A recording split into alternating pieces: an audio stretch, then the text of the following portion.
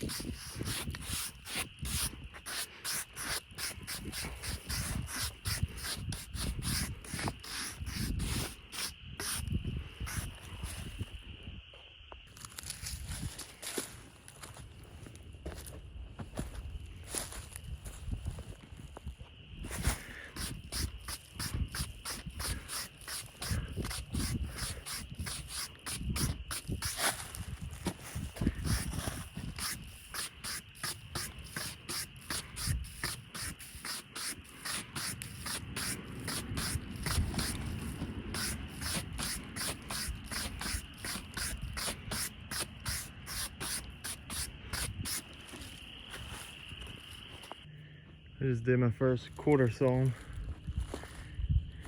I don't have the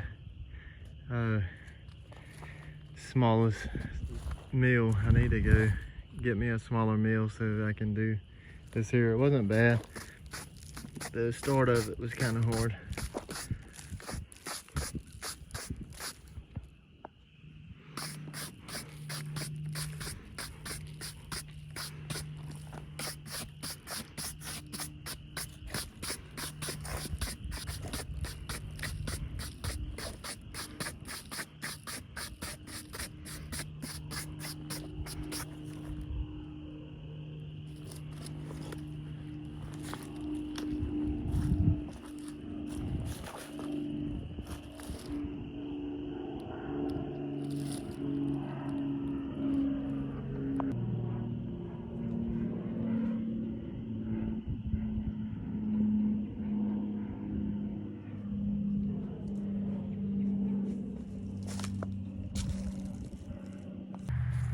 Alright, here's the slabs that I cut today, starting with my first cut, second cut, third, and my fourth. So I'm going to stack them like that. That would be the bottom, second, third, fourth, and I've got this. This is the rest of it. I didn't feel like staying there and chainsawing anymore. Daggone mosquitoes are out in January. So I went and looked at my cants that I've made and started to do some quarter sawing. But I don't like it. I don't have a small chainsaw mill. So I'm using like maybe 12 to 14 inches of here. So from this bracket to about here is running through the cant, and I've got all of that, and that's just too much weight. So I've got to figure out how to get those cants over here and then get the sawmill here one day. And because, man, that's a lot of wood right there that I can quarter saw. And this is the pith. So you can see the grain is going up and down, and the pith is right there. I've got maybe 26 inches of that. So I've got a lot of quarter sawing that I can make. But the pith is rotted. I mean, these are 100+ year trees. So when the limb breaks off and bacteria and crap gets inside of it, it starts rotting out the wood. And then also, ants and bugs get inside of the trees and start eating it out. So I'm gonna get that piece out of there, sticker them. I made some stickers the other day. This is like coal wood, or just like shipping pallet wood. I mean, it's just pine, but it was left out in the yard at Home Depot, and I picked it up, brought it home, and ran it through the table saw, cut I think like 1.5 inch stickers, and I don't need these here yet. I've got these plastic pallets as a bottom barrier, so the wood's not just sitting on the ground. Or I could use cement blocks, but excuse me, I have these pallets, so I figured I would use them. And here's some of the slabs I've been cutting this week and last week. It's got some metal oxidation right in there. I haven't hit any metal. I think I hit one bullet out of all of this wood that I've milled up. So basically this section over is what I have milled up.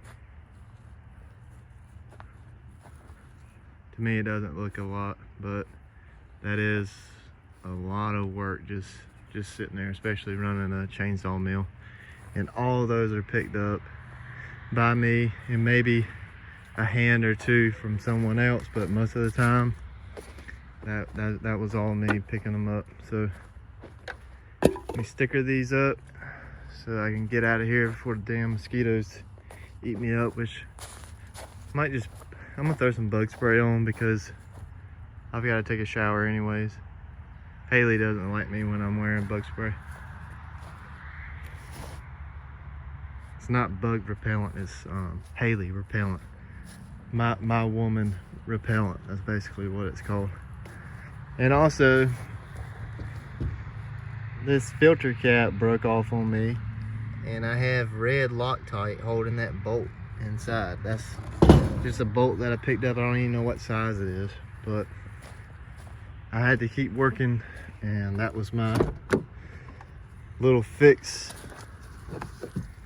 so I could get back to work. All right, see you guys.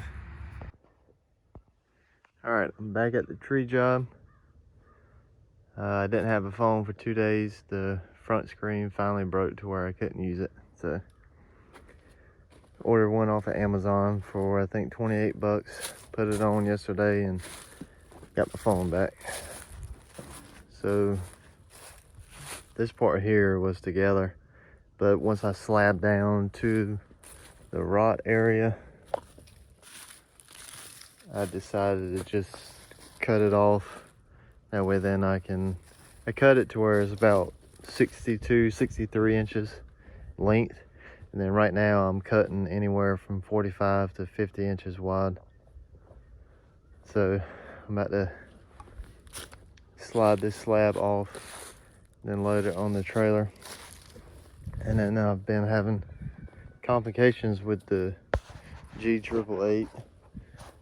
The intake cap fell off, the bolt strip, the thread strip. Put some Loctite and then a different bolt in there to hold the filter in. The carb is flooding, so it may or may not start after I did my first cut. But other than that, the bar and the chain's doing fine.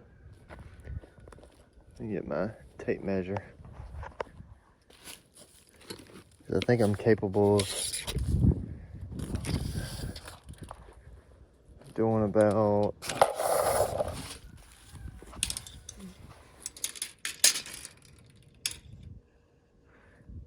53 inches.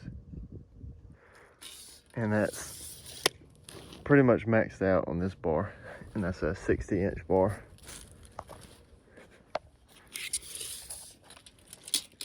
And for this slab here, it's about 41 here. And then about 48 there. So what it was, this was the butt of the tree. So it had pretty good width right here. But I was cutting 51, 52 yesterday. And then today I'm at 48. And then it goes to 40, 41 here.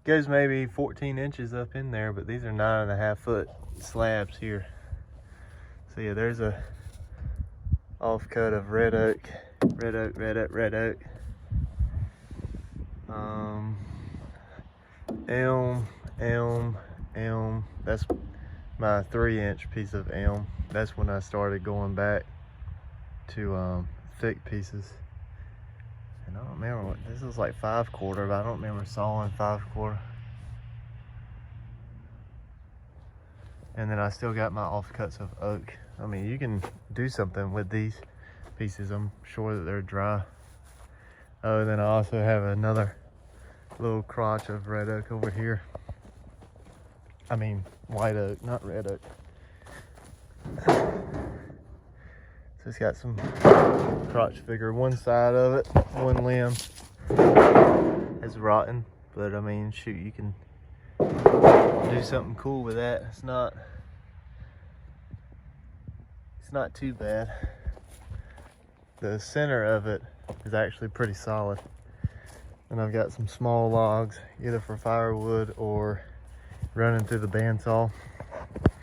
But this is where the butt of the tree was, and that's around 51 inches right there. So, but I've got 4 really good slabs right there.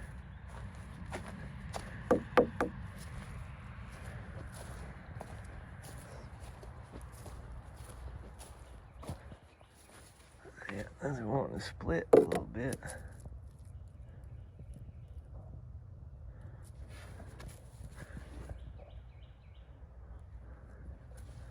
Yeah, no, this is all the white oak job. So I've got all those into there too, and then I got some rot. That's where the lightning bolt struck on that tree. But I try to find some tin so I can cover this up from the water. All right, I'm closing up shop for tonight. Did a whole lot of work lifting up trees and stuff today, so my arms are about gone. But I did finish the oak DeWalt 735 planer table. So I don't know how much I showed of it, but basically what I did was take oak pallets that I had left over from a bunch of festive stuff that I made maybe 2 years ago. And I wasn't doing anything with it, so I decided to use it. And whatever, I wanted everything at least like 1.5 inches, but everything I had, I couldn't get 1.5 inches. So mainly everything, like this is 2 boards glued here. I try to get everything to about 1 inch of thickness, and I just Kreg jig everything, so pocket holes, got a center support, and then I've got this Panolin melamine, whatever you want to call it. It came out of a single wide, and Brad nailed it on top of there, and then I put 2 or 3 inch screws here in the planer and drilled it down so it's not going anywhere. And then I also have the little 1 inch or whatever size wheels on here, and I kept the legs long so at some angles you don't see the wheels and the table just looks like it's floating, which is it's a design that I like. And then with the smaller wheels, it wheels around very nice. And then I just put a piece of plywood at the bottom. There was one piece that had some burl in it. Like these 2 pieces here look great because it's got some sapwood in there.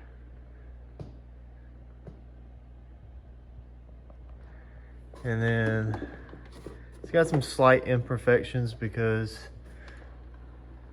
this is not furniture. This is just going to be in the shop, but I mean it's really nice. Like I built it I built it very nice.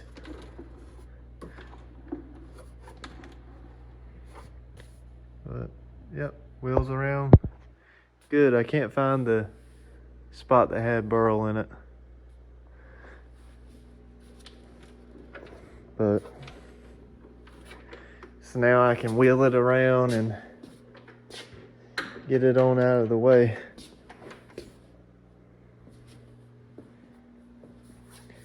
And then brought my chainsaw mill in. I also got the shop vac underneath the table here. So I've got my skill saw. That's my jump box, all my cutoffs from the table saw. And then I made this little junction box here with some PVC that goes to the planer. But I might just do a dust bag on it. And then where the fence goes for the Delta, the straight edge fits perfectly right there. And that's about it. I'm about to get the shop cleaned up so I can start pulling some vehicles in here.